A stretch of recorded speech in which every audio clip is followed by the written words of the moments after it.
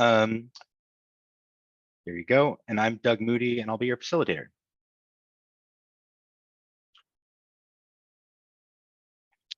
Today, Bernice is going to give an update on the VTA BART Phase 2 program project. And then following Bernice, we have Ann Kalnan, but I'm still working on that name. I hope I got it right. Ann, did I get it right? Yes, you did. Excellent. We have Ann Kalnan joining us. She's going to highlight how the project excavated material will be beneficially reused, some interesting stuff there.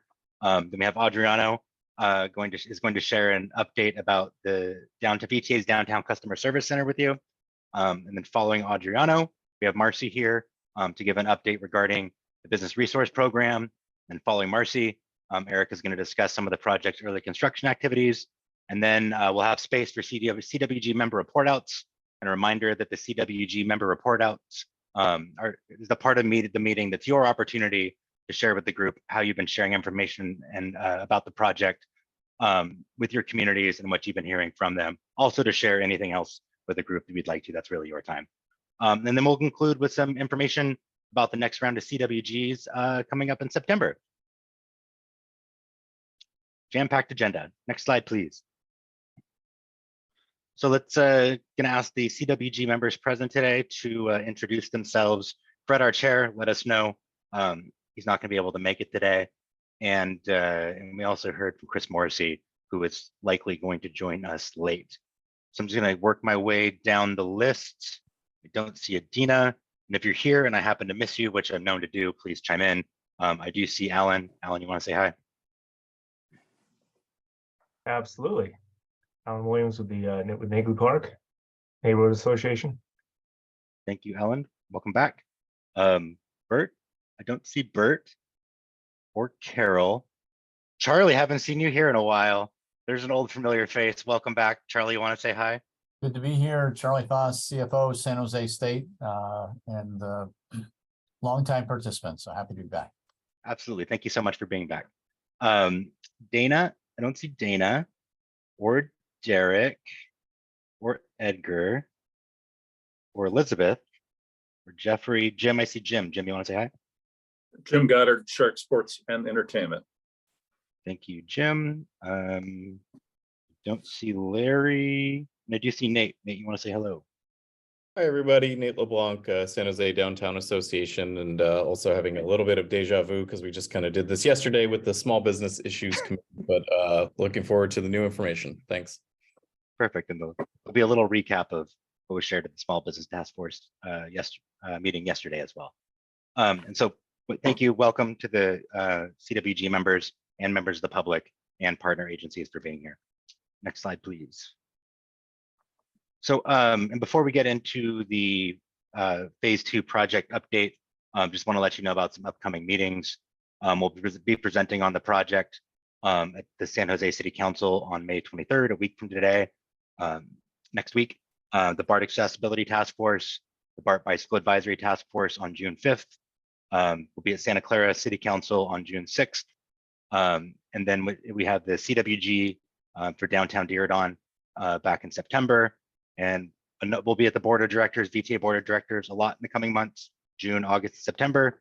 And if there's other meetings that CWG members should know about, Kristen will email that info out to you. So that's what I have for the intro, and on to the project update. Bernice, over to you. Great, thank you. Go to the next slide, Doug. Just this is our slide, just a recap of what the project is for any of you that are new, or just as a reminder where we're at with things, just looking at the alignment. We've completed our preliminary engineering of the systems, the yards and stations. And what we're doing is we're initiating an interdisciplinary design review process. That's where all the different teams looking at various aspects of the design and engineering review the plans to make sure that they're meeting all the requirements and codes. We presented at the Metropolitan Transportation Commission Programming and Allocations Committee, doing some advocacy for the project and visibility to make sure that we get our fair share of regional funds. We're doing ongoing coordination with BART on the design and development of submittal reviews. As you know, VTA is the funder, designer, and owner, and BART will be the future operator. So ensuring that BART reviews to ensure meeting all of their facility standards. And as mentioned in that calendar, we're presenting to the cities of San Jose and Santa Clara for approval of our construction transportation management plan.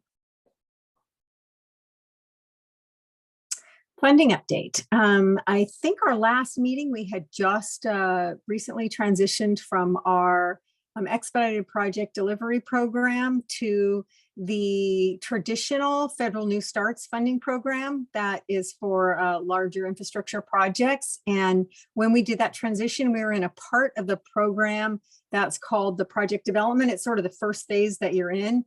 The next phase that we plan to get into entry, and we'll submit sort of a 30% design and some other cost and schedule projections, is the engineering phase.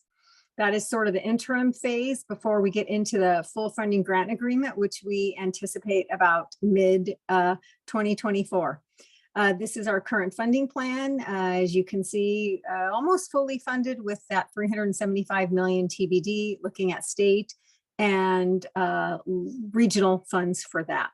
So we're working on that and doing some advocacy efforts from some of the, there's some more TIRCIP money from the state that's funneling into MTC from the region, and we're really fighting hard to get that. Next slide, please. Just another refresher slide. I think you've seen this slide. We may have made a few little tweaks. We have the 4 major contract packages, and I can't remember if the next slide we tell how we're going to deliver them, but we are delivering CP2. That's our tunnel and track work contract. That is a progressive design contract, and that was where we brought on the joint venture CWG trailer very early in the design phase of the project, so that we would work collaboratively with them to advance design. And then we're at the point where they start doing some of their final pricing.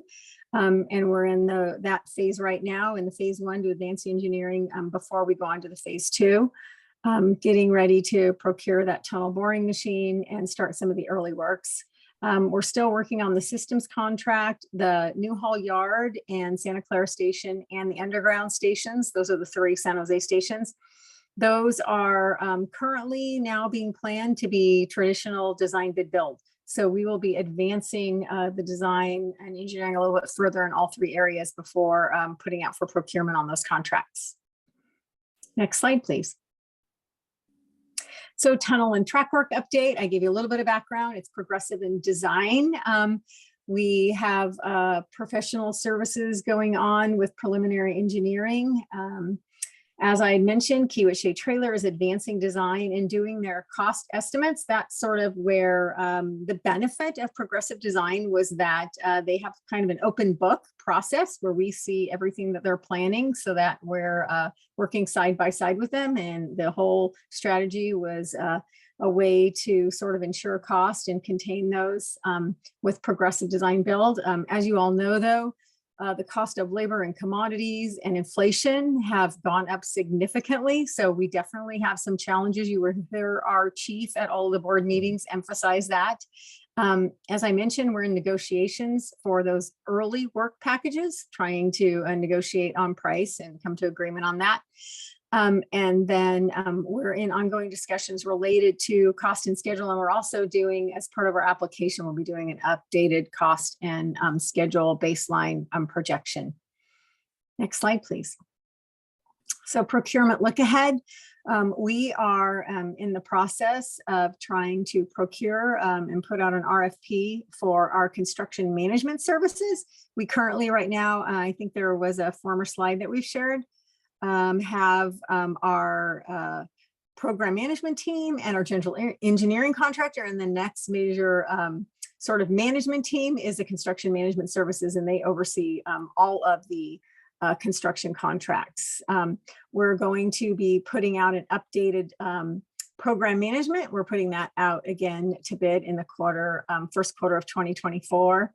And we will issue those other construction procurements for those other 3 contracts in the 2024-2025 timeframe. Not not that that is delaying that overall work. We're just doing more on this end before we issue those contracts. Next slide, please. This is our project look ahead, and pretty much just lays out everything that I just discussed on the previous slides. Lots of contractual work in the funding process through mid 2024, and then early construction beginning in the 2024 timeframe, major construction about 2024, 2025, you can see in that dark purple. Next slide, please. So we've been getting some pretty exciting visibility. VTA was named as the California 2023 Owner of the Year by Engineering News Record. That is a very notable publication for engineering firms, agencies delivering big transit capital projects. VTA was recognized for both the innovation and elements of the BART project, as well as overall all of their immense capital program. They have about 80 capital projects in the works. One of the bigger other ones is the light rail to Eastridge and BART connector. We are going to be doing a table, I believe, tonight. Our program chief and some other staff are at the Metropolitan Transportation Commission Owners Night this evening up in, I believe it's Oakland. So there will be project information, just sharing some opportunities that there are for other entities, small businesses and others to engage with the project. We are attending a carabiner event downtown with the development community on Thursday evening, and we'll have a table. There's a big street fair, I believe, kind of city, highlighting some of the businesses in downtown San Jose. And we're still doing a significant amount of coordination with Google Downtown West. And we have been told they still plan to break ground in 2023. So we're working collaboratively with them, and we'll keep you updated on anything we hear related to their schedule. And I'm going to hand this over to Anne, since she's much more well-versed in the tunnel excavated materials than I am. Thanks, Bernice. Thanks, Bernice. Hello, everyone. If I can jump in, we do need to take a pause at the section. Oh, sorry. To see if there's questions for Bernice or comments on any of the things Bernice presented. Thank you very much, Bernice. Rod, I see your hand up.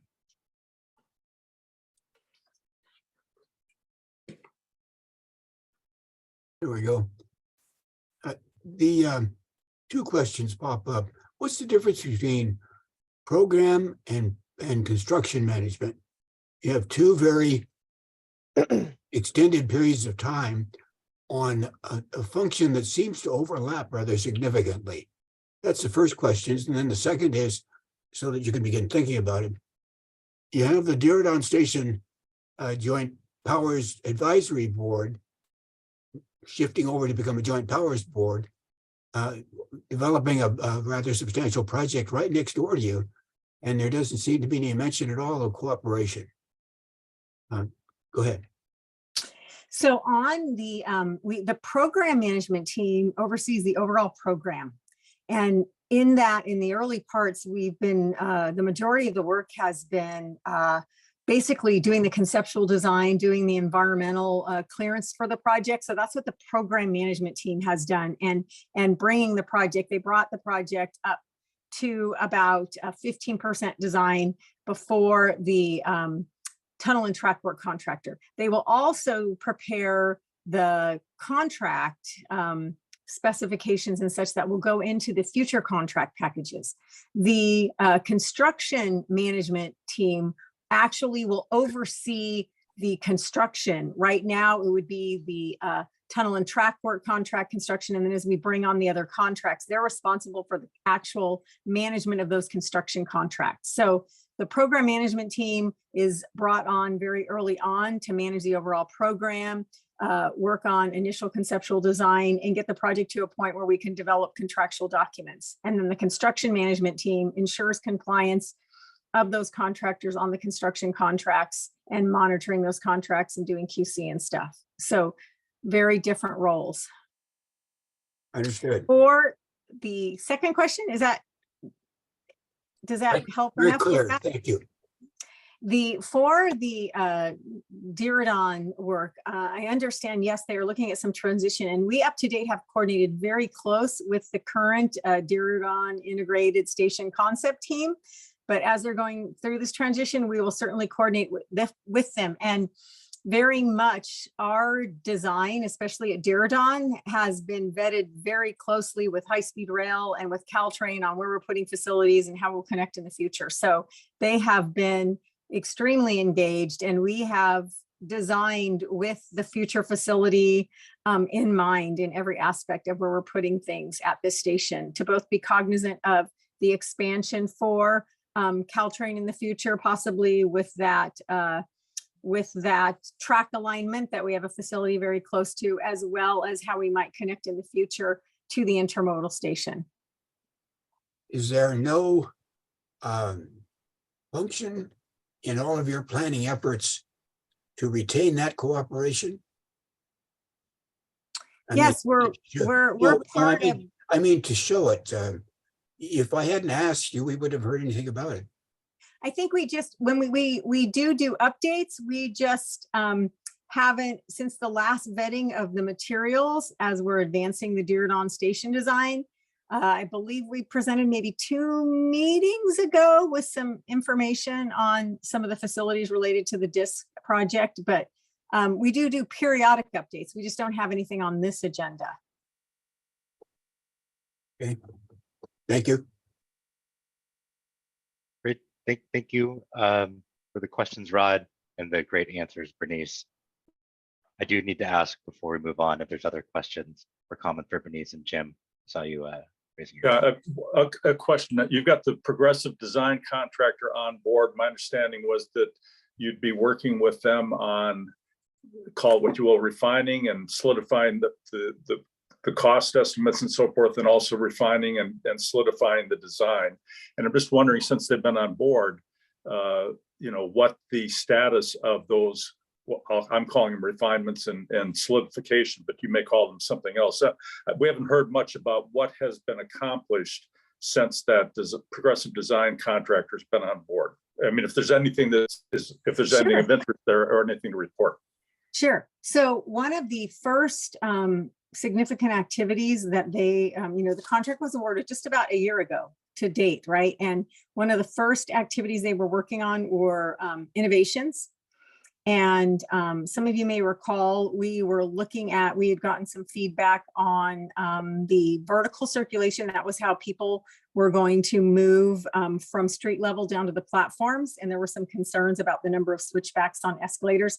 So one of the innovations they worked on was looking at the configuration of how the tracks were within the tunnel.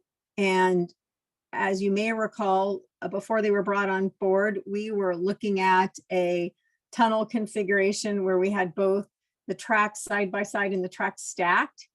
So now one of the innovations was to basically slightly enlarge the tunnel size so that we could fit a center platform with tracks on both sides.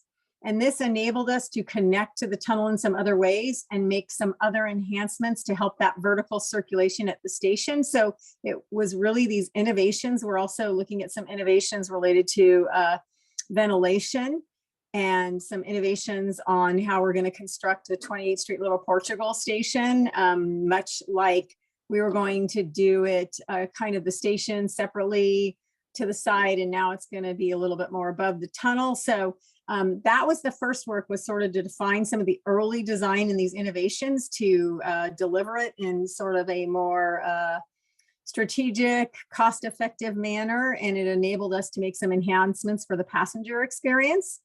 And then the next major step of work was, once we decided on that exact size of the tunnel, to design and the specifications for the tunnel boring machine.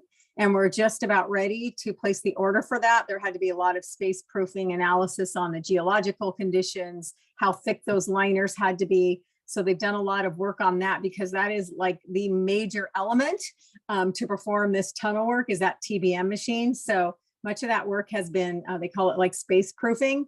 to make sure that that tunnel machine is going to be digging the tunnel the exact right size, and that the cement like liners that go in that tunnel have the exact structural support to ensure the integrity of everything above that tunnel. So that's what they've been doing with the work.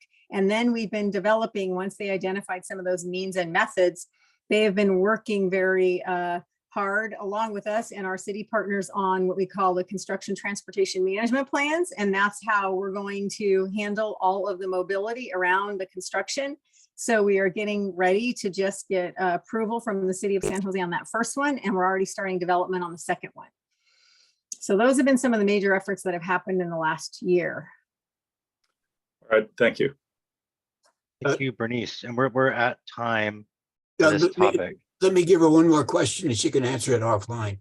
Have you analyzed the best interchange between the two stations, how that would be constructed and how it would operate? And you can tell me later. And by the way, thank you for your very facile response. And just really quick clarification, interchange, you mean how the Diridon BART You're going station to have several million, tens of millions of people got it transferring between the conventional rail and BART each year, and it needs to be done efficiently. Cool. So we're gonna move on to this to stay on time for our agenda. If there's other questions or comments on what Bernice presented, that we can use the CWG member report back time for that. Over to Anne with some fun, I think very interesting information to share. Anne, over to you. Great. Thanks, Doug. Hi, everybody. My name is Ann Caldan. I'm VTA's Environmental Programs Manager. My part of the presentation gives an overview of, it's a long-winded name, beneficial reuse of BART Silicon Valley Phase 2 tunnel excavated material at the former salt production ponds, which is more easily referred to as the Beneficial Reuse Project. Next slide, please. So this map, where are you? So this map shows the location of the former salt production ponds in South San Francisco Bay, which I'm sure you're all familiar with.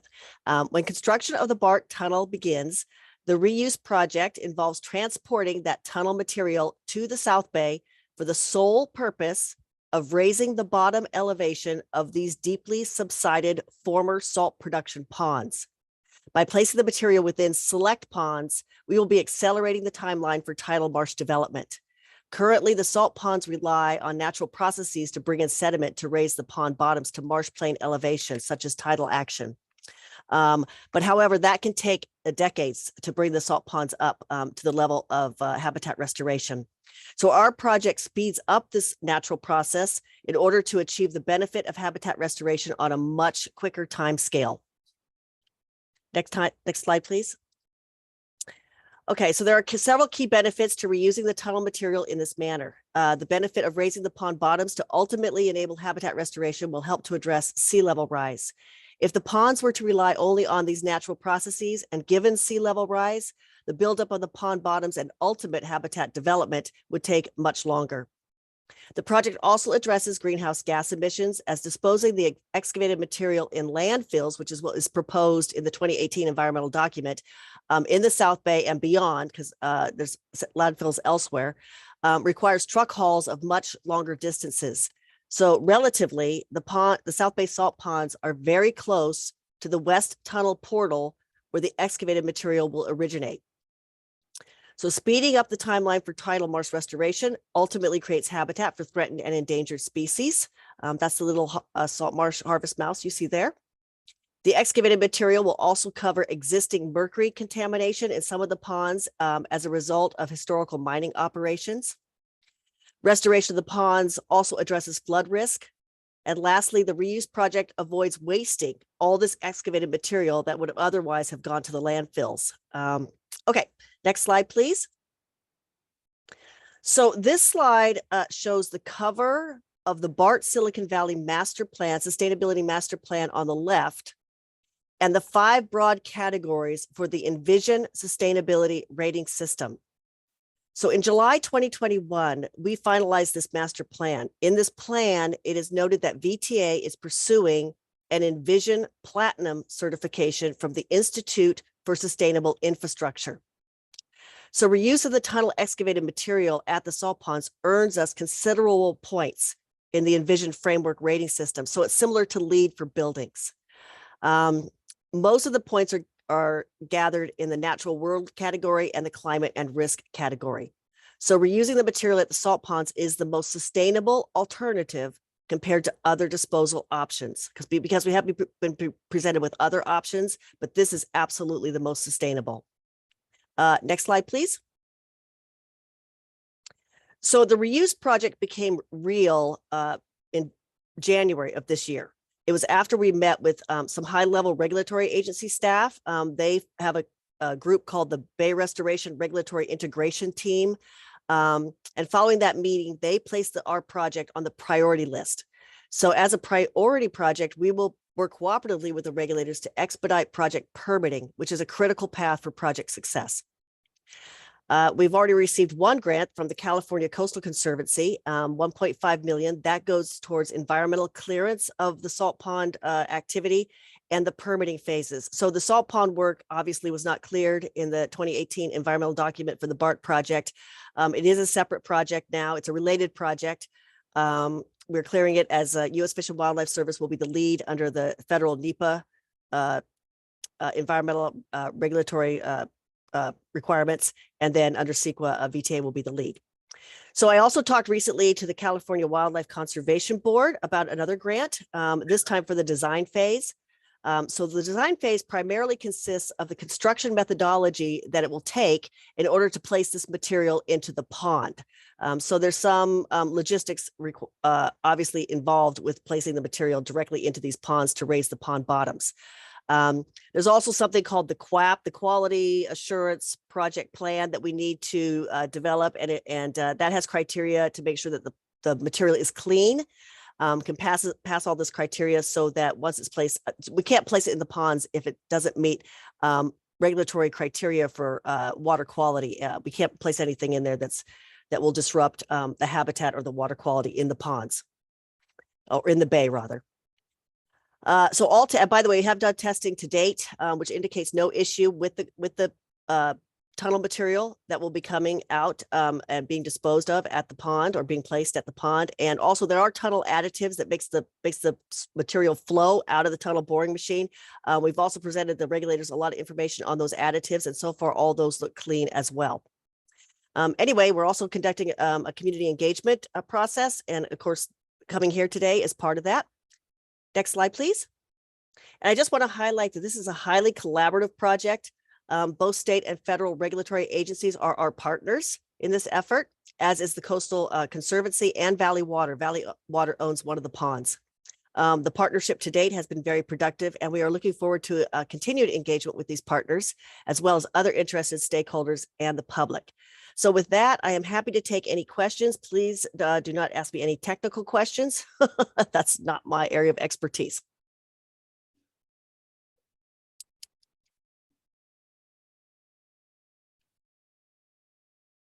If no questions, I'm done. Thank you, Anne. Okay. And then we have just a couple more minutes left in this section. Eric, I know you're answering some questions you saw in the Q&A. If you want to jump in and answer those with your voice to save yourself some typing time, please go ahead and do that.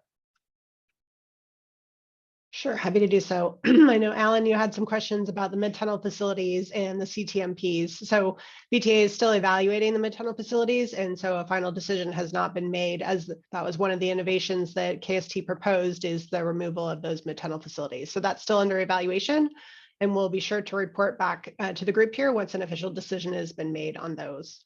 I'll be talking about CTMPs later this evening. And in general, we're engaging the adjacent neighborhoods when the development of the construction in that area is occurring. So there'll be more information on that coming later. Cool. Thank you, Anne. Thank you, Erica. And not having any questions for Anne and Erica answering the questions in the chat, we'll jump over to Adriano with an update about the VTA Customer Service Center. Adriano, over to you.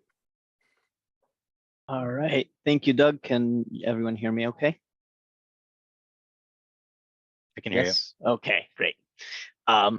So VTA's downtown customer service center requires relocation, as it's currently space in the Chase Bank building will be demolished to make way for the future downtown San Jose BART station, which is part of this extension.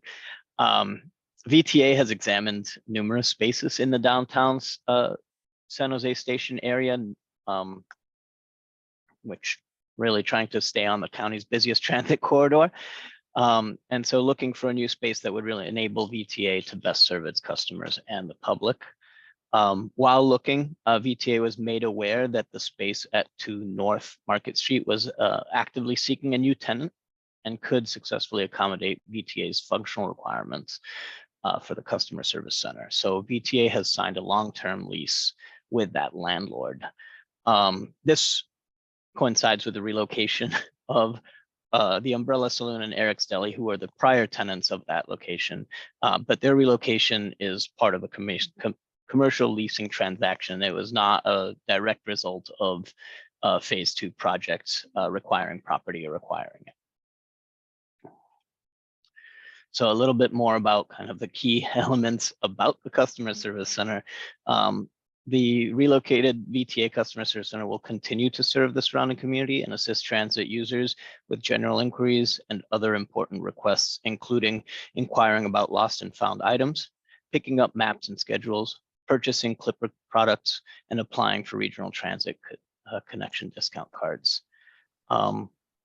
In addition to relocating the customer service center, VTA will be opening a new BSV phase 2 project public information office at this location.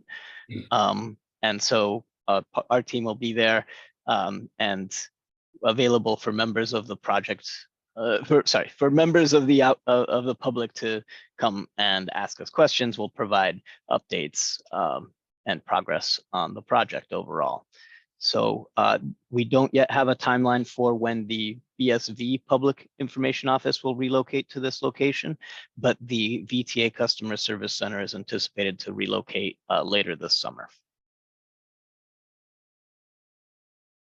And that is what I have as an update for today.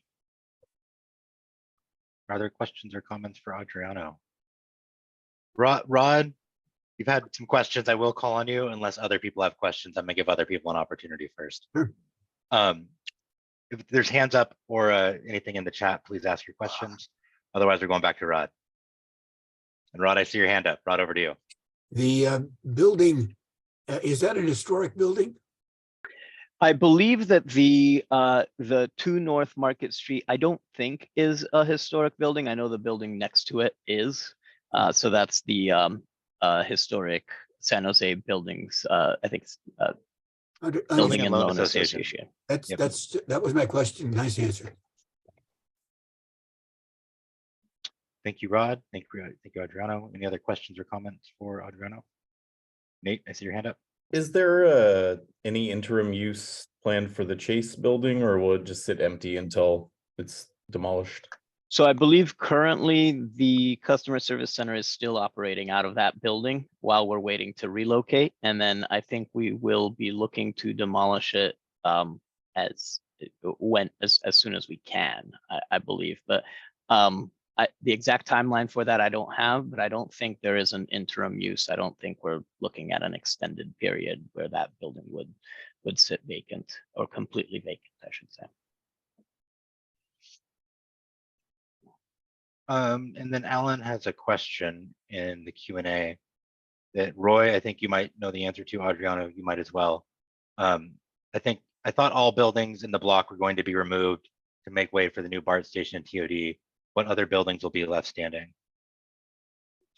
Yeah, that's a great question. So I don't believe the plan, at least currently, is to remove all buildings. VTA does not own all of the buildings on the block.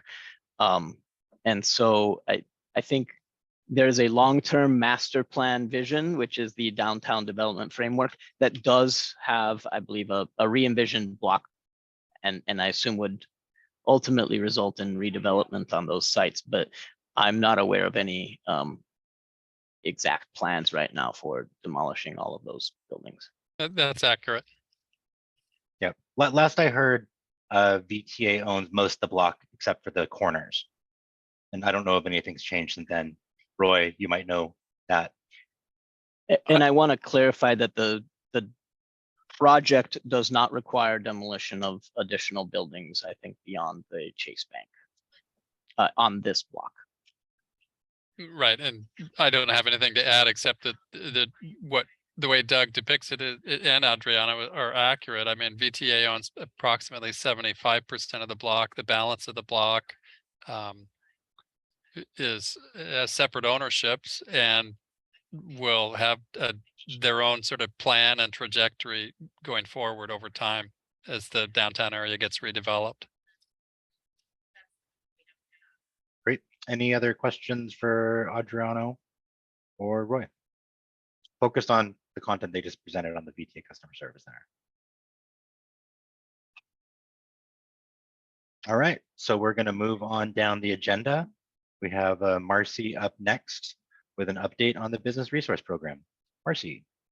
Thanks, Doug. Good evening, everybody. I wanted to give you an update tonight on the work that VTA has been going through to develop the Business Resource Program designed to support small businesses that would exist throughout construction.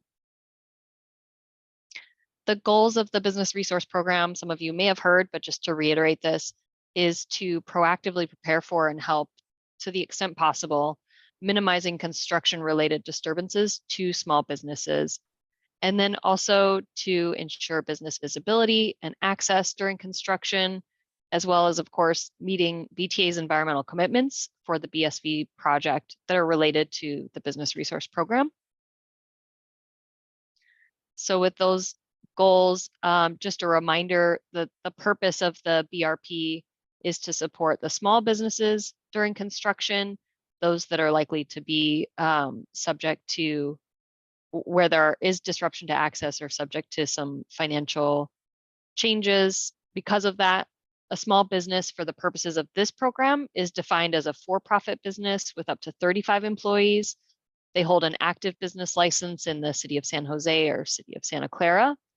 And they're not a category. There are some exclusions based on some legalities where there are categories that might be deemed inappropriate to receive public funding to support in the perception of like promoting those businesses. So that could be stores that have greater than 60% or more in liquor sales, adult stores, ammunition, and things like that.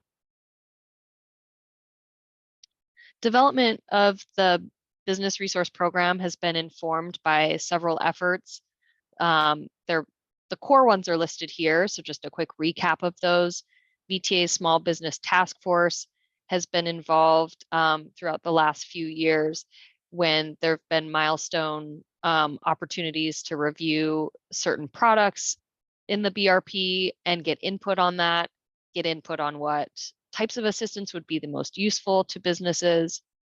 Case studies were also reviewed, looking at business assistance provided by other transit agencies of varying scales and looking at how that compared to the project that's to the VTA BSV2 project and how that delivery is planned and the construction is planned.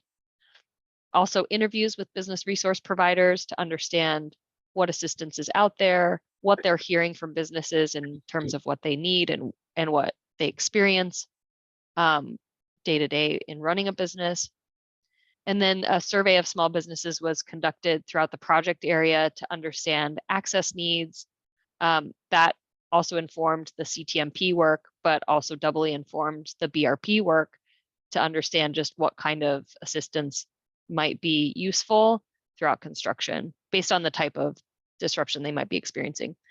And then in refining the BRP in more recent months, additional consultation with other transit agencies to understand how they were administering the program. VTA hired a consultant to come up with recommendations. JC's on the line here, and he identified really 4 core elements that a business resource program would include and made those recommendations to VTA. Those 4 are listed here: shop local marketing, signage and wayfinding, small business resource connections and support, and direct financial assistance. VTA has since been expanding on those recommendations to further tailor the program. I'll go into a little bit of detail on each of these elements now. The first one is shop local marketing. This was seen across the country for a lot of other transit projects.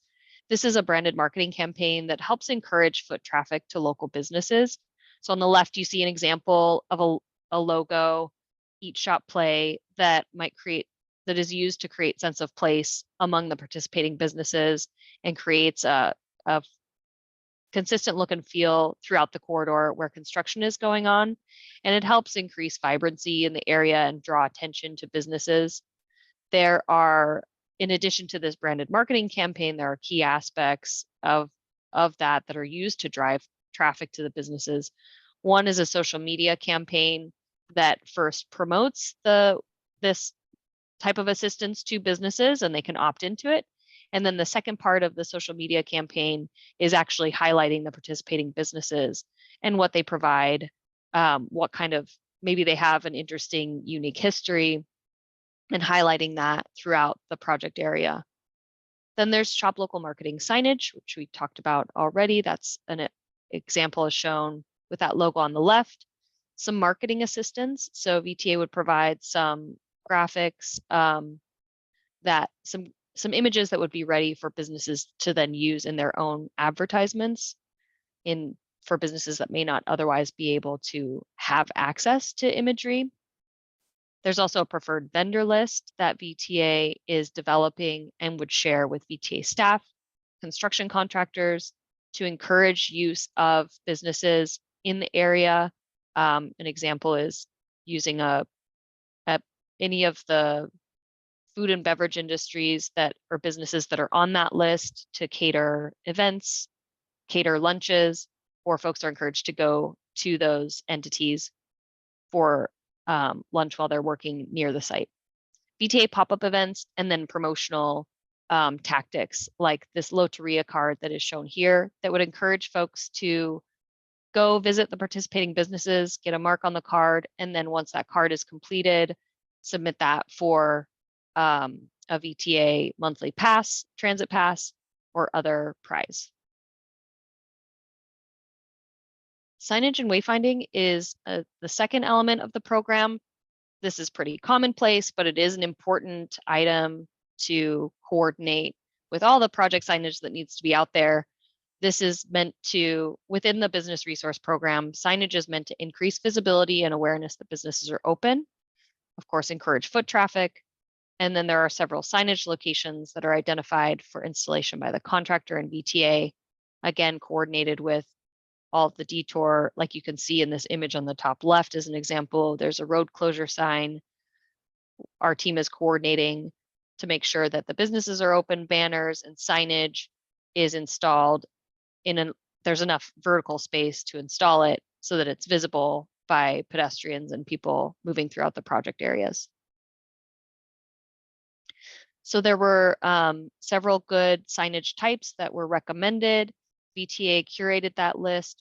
This shows an example, and they have taken that list and identified locations where signage would be installed to, again, effectively communicate that businesses are open, create that, make that clear. And this is just an illustrative example of where those sign types would go, using the downtown station as an example. So you can see the bus shelter on South First. That would be a location for a sign, as well as nylon banners along the fence line for the construction and staging area.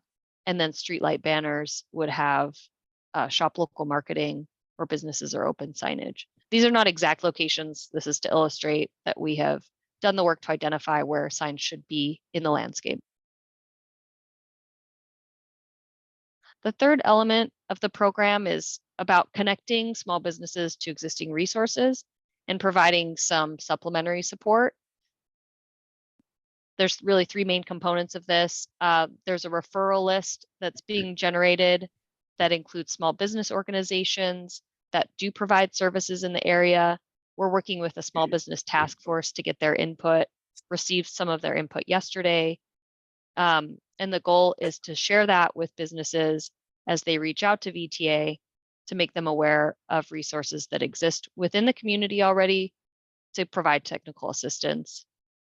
VTA would also sponsor open house events where business resource providers and business owners could meet, and then also web-based training events to help provide information on how to run a website, how to help drive traffic to your business, general marketing tactics.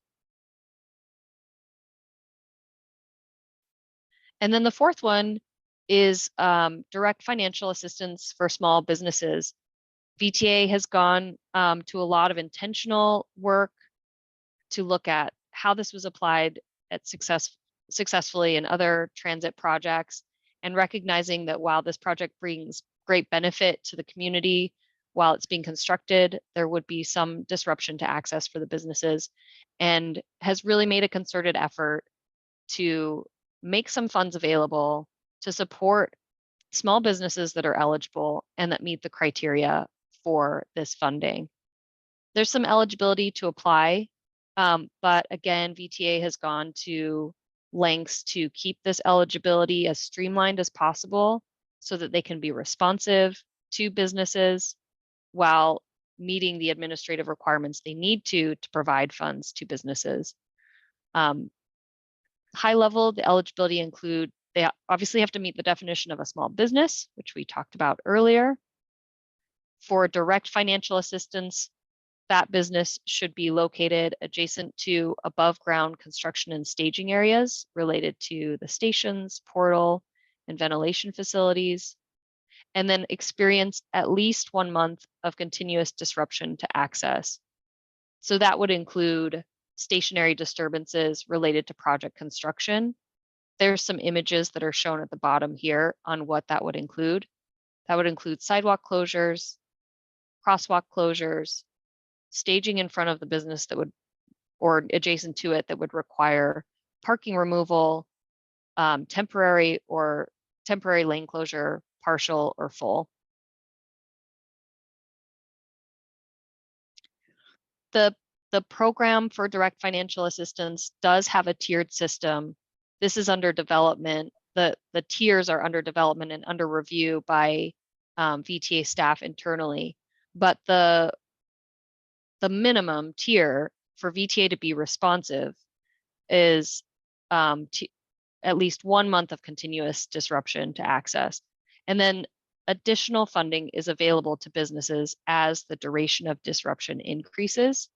As that duration increases, then businesses may need to show some proof of revenue loss, but that's at the higher end.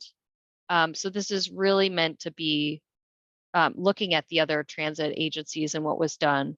This was really designed to be proactive and set up so that VTA could respond and be nimble.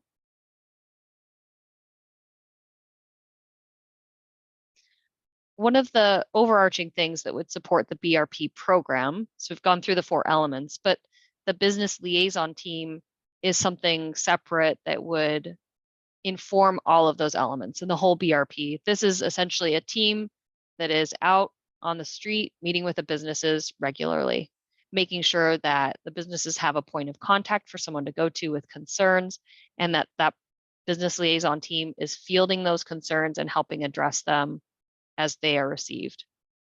Those folks would be multilingual, so they're able to communicate project information and business concerns. Of course, there's various venues to receive updates, like a live construction website, but not all businesses may be seeing that every day.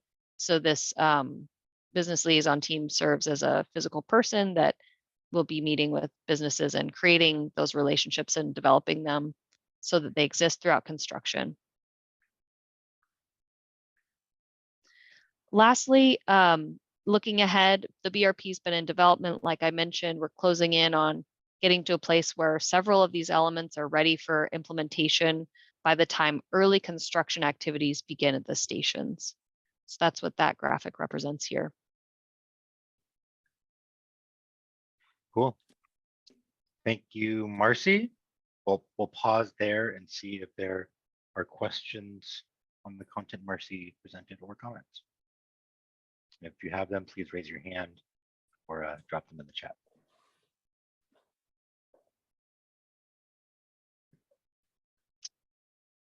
Seeing nothing in the chat, seeing no hands up, we're going to move along in our agenda. And Erica, over to you to talk about early construction activities.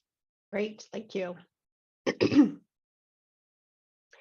You all have seen this image before multiple times in meetings, so quickly just want to remind you the development process for our contract package specific CTMPs.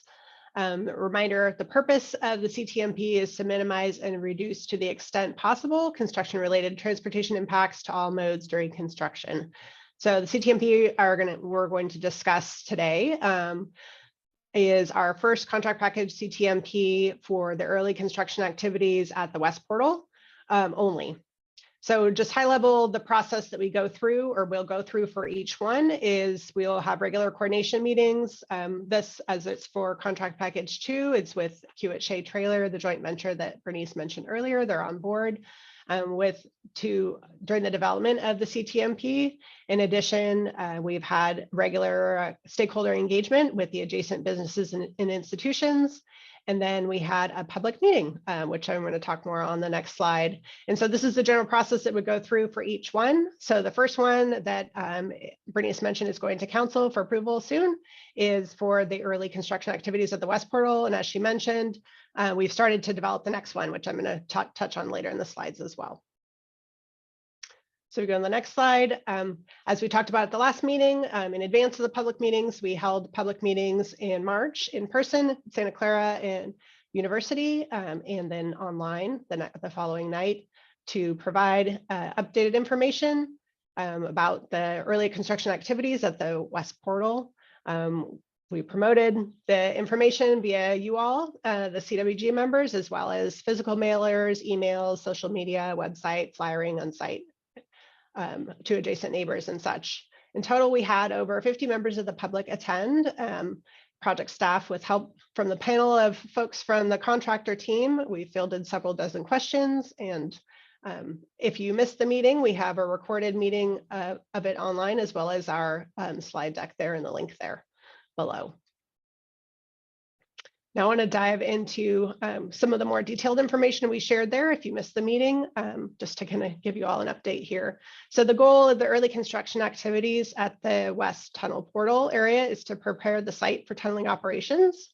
The West Tunnel Portal within VTA's Newhall Yard, which I'll show in the graphic in a minute, is the beginning of the 5-mile tunnel.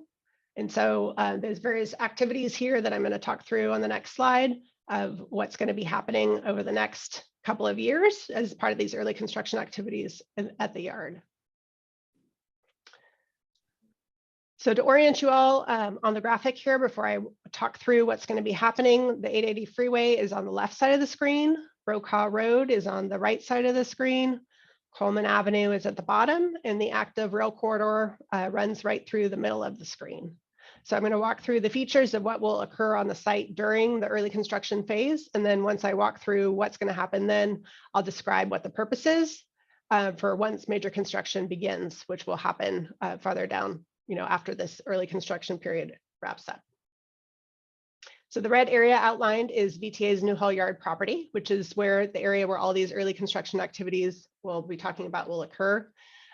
It's directly adjacent to the active rail corridor where UP trains, several other train operators operate, as well as Caltrain, which operates from 4:30 a.m. to 1:30 a.m. in the area currently. There's 3 entrances to the site. The one shown in blue on the far left on Newhall Street is where the staff and craft employee vehicles will enter into the site. The 2 shown in the goldenrod color on Brokaw Road and on Newhall Drive are all where the construction trucks will access the site. The West Tunnel Portal and Tunnel boring machine shaft, which is shown in green on the screen, will be constructed during this phase of work. This phase of work only includes the construction of the shaft as well as the launch structure and the assembly of the tunnel boring machine, but not the operation of the tunnel boring machine itself. The tunnel lining factory is shown in navy blue, kind of in the center of the screen. That's the facility where the tunnel lining segments will be manufactured, and that facility needs to be constructed during this phase, as well as to begin to fabricate 360 tunnel lining segments that are required before a major construction can begin, which is about 13% of the total number of segments that'll be needed overall for the 5-mile tunnel. The facility can construct 6 segments a day, so that tells you, there's a lot of work in construction fabrication to happen before major construction begins. The tunnel lining storage area where those large 40,000-pound each segments will be stored is shown in purple. So during this time frame, the ground there needs to be prepared for these heavy pieces of the tunnel lining. Next, we have the construction of the grout plant, which is shown in brown on the screen. And then in addition, the excavated materials bin in pink needs to be constructed, which is approximately 2 acres in size. And then finally, there's a noise curtain that's shown kind of in the cyan aqua color on the west side of adjacent to the supportive excavation structure. The west tunnel portal, in green, will be installed there to reduce noise from these early construction activities. So that's the construction of what's going to happen during these activities, but wanted to touch briefly on what these locations will be doing during major construction for you to understand why they're being constructed. So the area in green, the west tunnel portal, where the shaft is, the tunnel boring machine shaft, is where the machine will begin tunneling into the ground, and the shaft will serve as the launching point. During major construction, the tunnel boring machine will be launched to begin the tunnel, and the west portal will serve to remove the excavated materials out of the tunnel. The tunnel lining factory will continue to fabricate the segments during major construction, and the segments will continue to be stored in the area in purple. The grout plant is integral to the lining of the tunnel. Once in operation in the next phase, it will be used to seal the tunnel lining segments in place as the tunnel boring machine advances and installs them. And then the area in pink, the excavated materials bin, is where the excavated soils from the tunnel will be stored before they're hauled off site to be reused at the salt plants or disposed of in other locations. Before we dig into some more details on some of those construction activities, wanted to talk about some steps we're taking to manage noise and vibration. We'll be continually monitoring noise and vibration levels, as well as using additional spot testing during activities anticipated to generate higher levels of noise. So as mentioned, previously, we'll be installing the noise curtain, and there are additional mitigations that are being put in place as well, such as using electric and hydraulic tools over diesel-powered tools where feasible, turning off idling equipment, lining truck beds with materials to reduce noise. When there's activities happening during nighttime hours, there will be low impact swoosh backup alarms versus loud beeps and such. So this will be, it is an active construction site, so there will be noise, but there are things that are worth taking into place. I mentioned the site access previously. One thing to call out here on this slide is the areas in purple shown on the graphic on the bottom of the slide, or where the trucks will queue before they exit the site. One of the things that will be occurring is the washing of the trucks, which you can see in the example image on the right before they go out onto the public roadway network. Next slide. So just to recap kind of at high level, as all these activities are happening on site, the main thing that the public will see is the increased truck traffic on the roadway network, some signage, and behind fencing screening activities that will be happening within the yard. So as mentioned, these activities are going to occur for about 2 years, these early construction activities before major construction starts. And so the work here that's planned to begin later this summer will have a kind of a single shift activities from 6 a.m. to 6 p.m. with some Saturday work with similar hours in the lime green time period. And then we get into some critical activities that require a 22-hour workday and 22 hours of hauling for critical concrete pours, which I'll touch on more in a minute. as well as continued Saturday work. So that will occur for about 15 months, which is the area shown in teal on the time frame here. And then we go back to kind of standard hauling hours, but continue the 22-hour workday and Saturday work. That will continue in the navy blue time frame. Now I'm going to dive into a little bit more detail and some additional graphics here. So the tunnel lining, factory, and storage area is the small facility to fabricate the segments I mentioned earlier. And so the construction and associated storage will take place from summer 2023 for about a year to construct the facility. There's an example of a similar type facility in the image here on the right. So that's for the construction. And then when in operation here, it will operate from 6 a.m. through 11 p.m. throughout major construction to support the tunneling operations with fabricating tunnel lining segments being stored on site. So the fabrication of the segments will be done within buildings, thus reducing the production sound. The factory must keep longer hours to ensure the production of the segments keeps pace with the daily use of the segments by the tunnel boring machine once it's launched.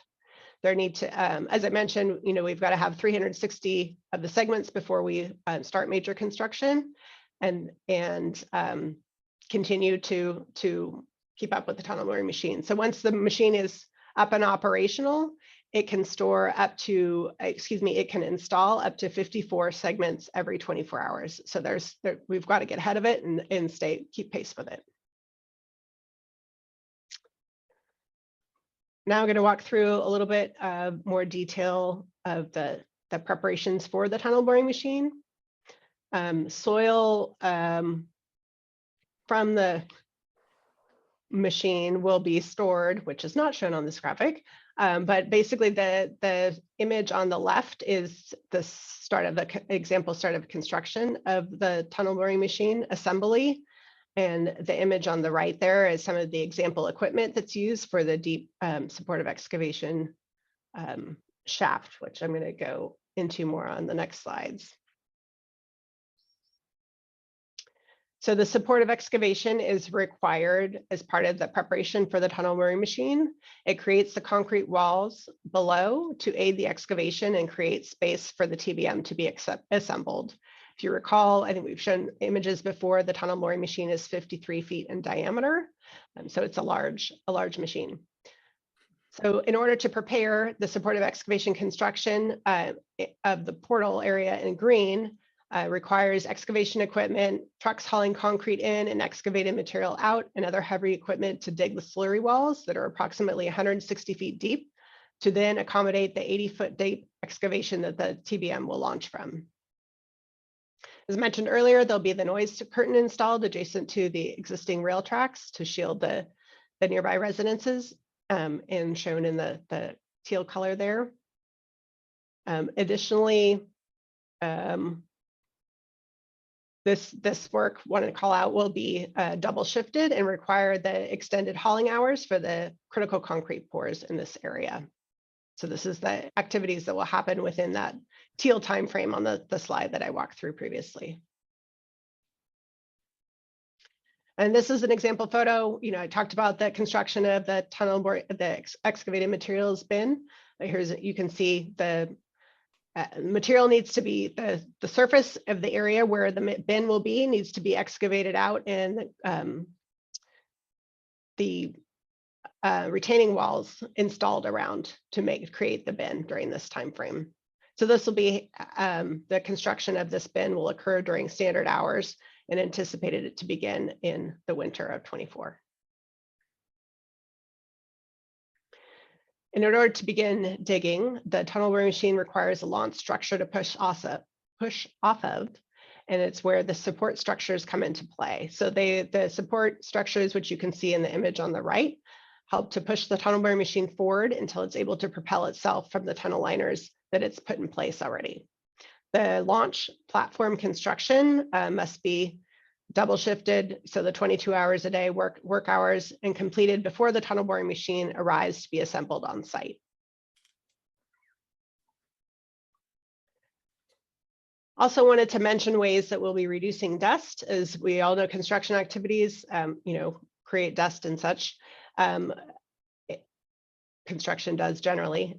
So the contractor will be covering or moistening trucks carrying loose materials, shown on the slide earlier. They'll be washing the trucks, removing the visible dirt and mud before they enter onto the public roadway network.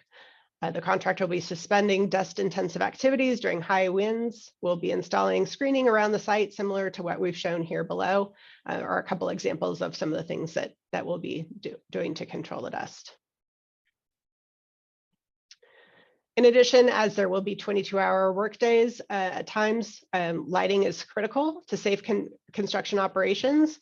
But in order to minimize the ambient light affecting the nearby residences and businesses during that time, we will use lights which direct downward towards the work activities, similar to what you see on the screen, and will minimize to the extent feasible with the construction safety allows.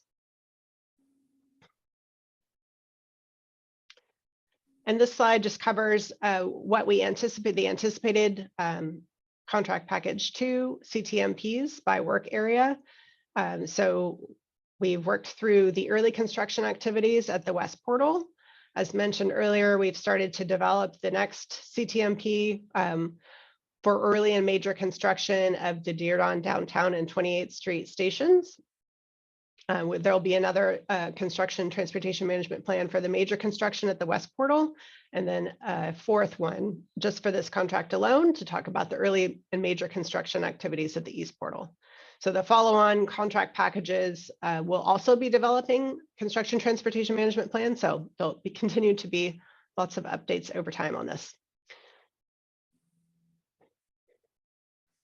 And we'll be back to share more details on the next one as it further progresses. Couple other construction related updates to provide. In the Diridon station area, the construction of the temporary replacement parking will be beginning as early as this month of May and continuing through January in the building shown in the red box on the screen there on Cinnabar and Montgomery Streets. In addition, there's trenching currently occurring in the VTA block that you should have all received notifications from us about. That's ongoing and anticipated to wrap up this week. In addition, as part of our environmental commitment, the project team will be performing construction-related surveys and monitoring on historic and other properties near construction areas. And the goals of this are to assess and develop a baseline of the current architectural and structural conditions, to perform monitoring throughout construction, and to conduct post-construction surveys. And so this is something we've been to talk to you about the historic buildings previously, and this is something that we're advancing generally over the program. Some of the activities included in this may be general assessments, pre-construction surveys, air, noise, and vibration monitoring, and property protection instrumentation and monitoring. So VTA will be reaching out to property owners as needed to conduct these related activities over the next couple of years. This is something that we're working through right now. And that's the end of the early construction activities update. Thank you, Erica. A lot of meaty content there. Made it in time. I had some questions if you're going to make it or not, but brought it through. We have even have some time for some questions.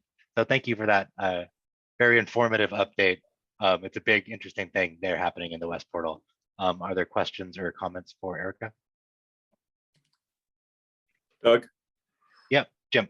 So there's going to be two CTMPs, I guess, for each station, the early construction CTMP, and then the major construction CTMP. I sort of just learned that, or just maybe I just came to the realization. So I assume that's a correct statement.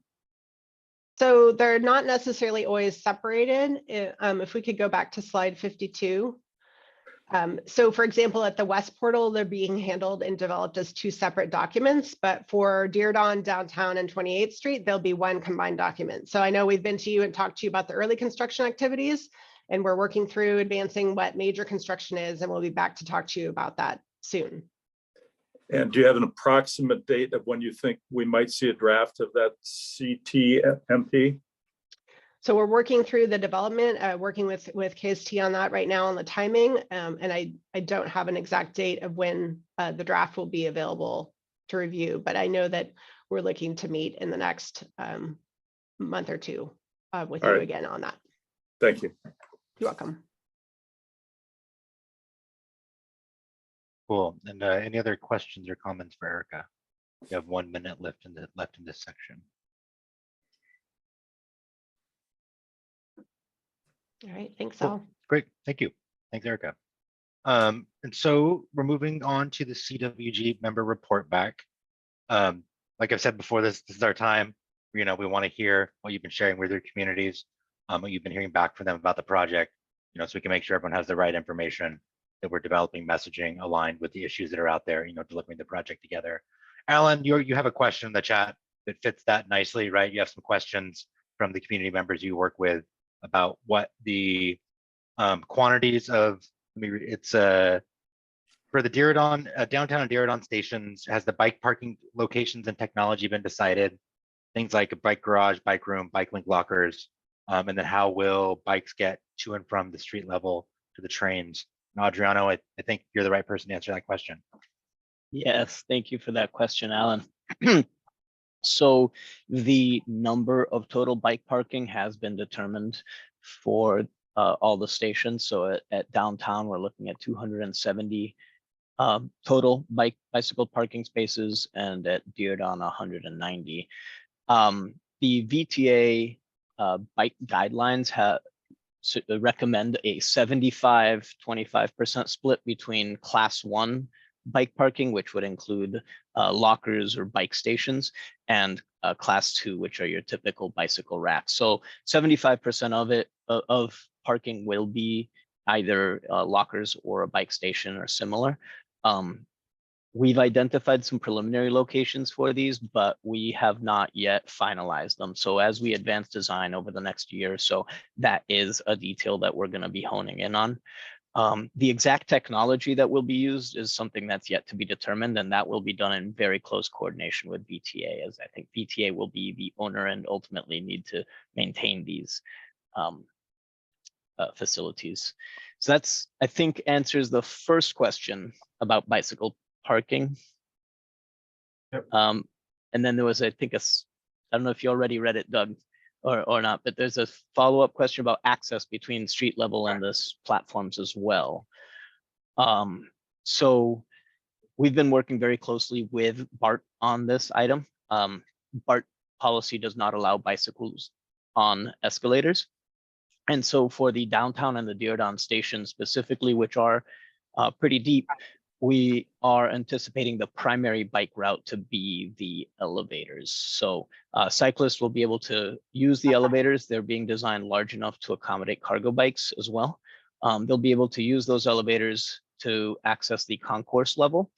And then from the concourse level, there will be stairs with bike channels, as well as additional elevators to provide access between the platform and the concourse. And those elevators are being designed right now, at least, as walk-through elevators. So really aimed at facilitating that for cyclists.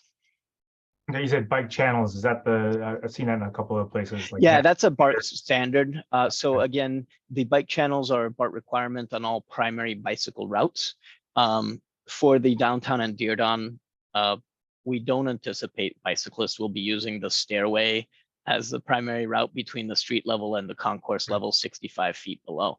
So those are really, we know we will have bike channels between the concourse and the platforms at least. Yeah.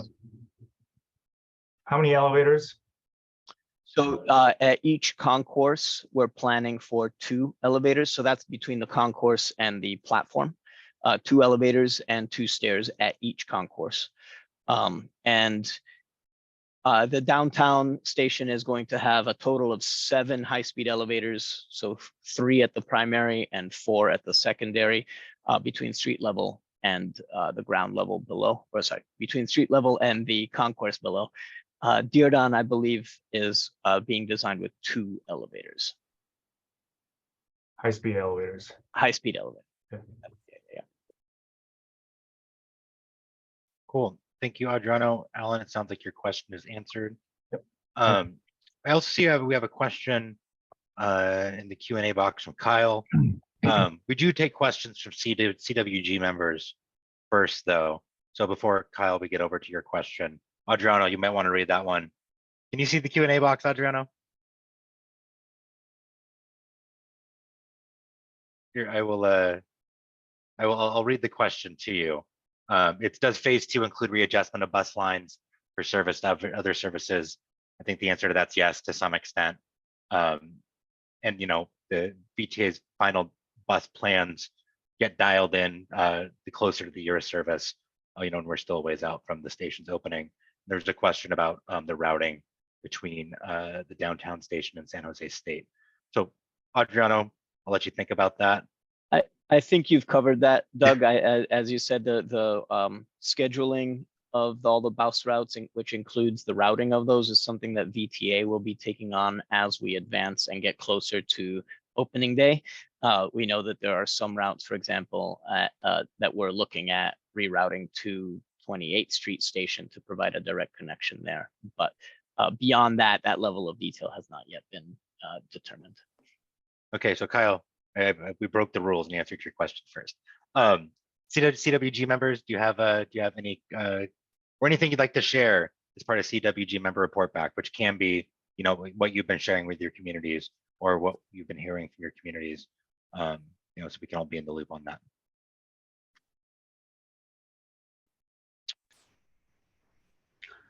Hi, this is Elizabeth Chintel from the San Jose Downtown Resident Association. I want to thank Ron Golan, Adriano, and Eric Sheelan for coming and presenting to the downtown residents on May 3rd. I think they were very sincere, answered a lot of questions, so we really appreciate their help, and also want to thank Kristen for organizing this event.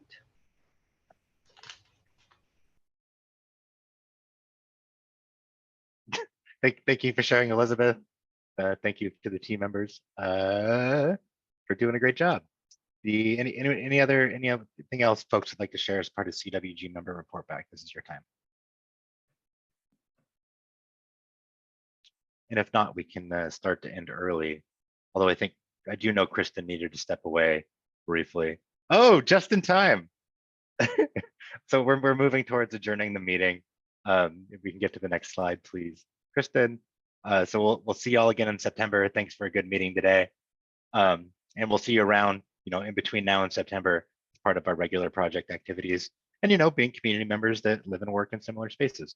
But we'll see you in this forum in September. The draft agenda is there. The common update on the phase 2 project. Another update on early construction activities with construction coming soon. Long awaited construction. An update on community engagement. And some content on some complementary station area planning efforts. And that's all we got. So I hope I see something in the chat. Oh, you're welcome, Kyle. That's good. You know, and once we're gone. So I don't want to just sign off. If anyone has anything they'd like to say before we adjourn, please put up your hand or say something. But that being said, we're moving towards adjournment. So thank you for a great meeting, everybody. Great to see y'all. We'll see you around. Yeah. Take care. Bye. Bye. Bye all.